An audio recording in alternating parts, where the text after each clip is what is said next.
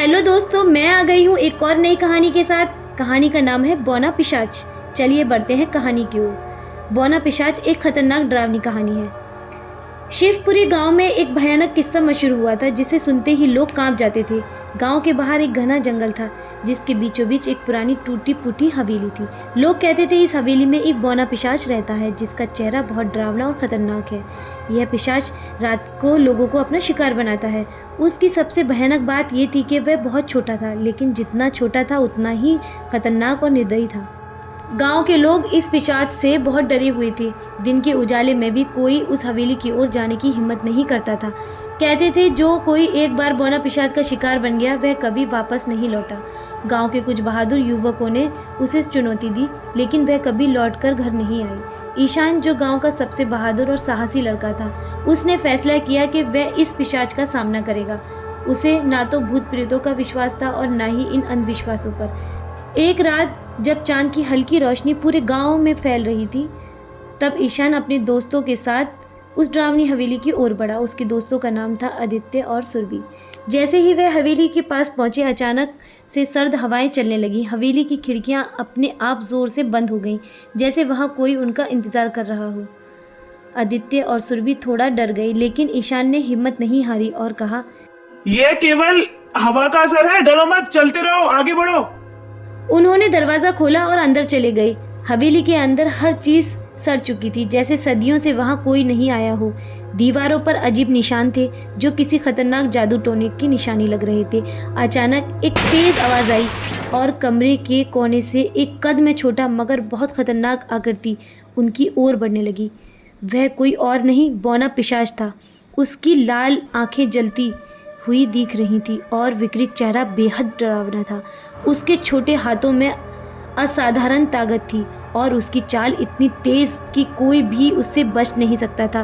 वह हंसते हुए बोला, तुम्हें यहाँ नहीं आना चाहिए था। अब तुम भी मेरी हवेली में कैदी बन जाओगे। ईशान ने अपनी हिम्मत को कायम रखते हुए कहा, हम डरते वरते नहीं है तुमसे। तुम आखिर हो कौन और ये सब क्यों कर रहे हो?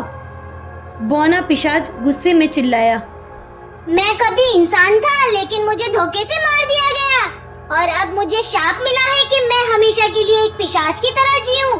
जो भी मेरी हवेली में आता है मैं उसे अपने जैसा बना देता हूँ या हमेशा के लिए गायब कर देता हूँ।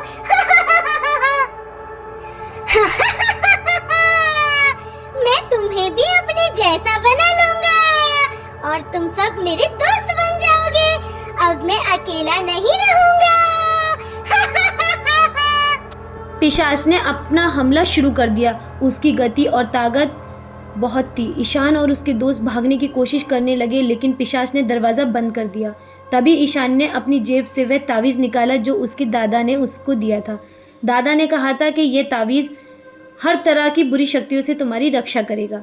जैसे ही तावीज़ पिशाच के सामने आया, वह दर्द से चिल्लाने लगा और उसकी शक्ति कमज़ोर पड़ने लगी। ईशान ने पिशाच की कमज़ोरी का फ़ायदा उठाया और तावीज़ को उसके पास रखते हुए कहा, तुम्हें मुक्त किया जा सकता है अगर तुम हमें इस श्राप के पीछे की सच्चाई बताओ। हम तुम्हारी मदद करेंगे।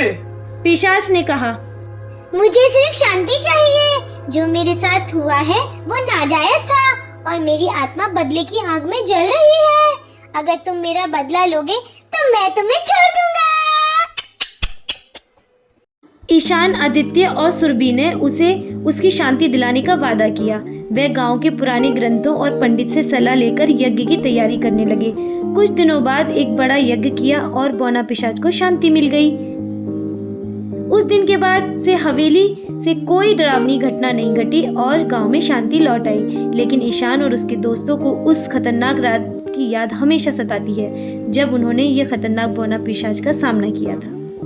इस तरह कहानी का अंत होता है। उम्मीद करती हूँ आपको मेरी कहानी पसंद आई होगी। कहानी को अंत तक सुनने के लिए आप सभी का बहुत बहुत धन्यवाद।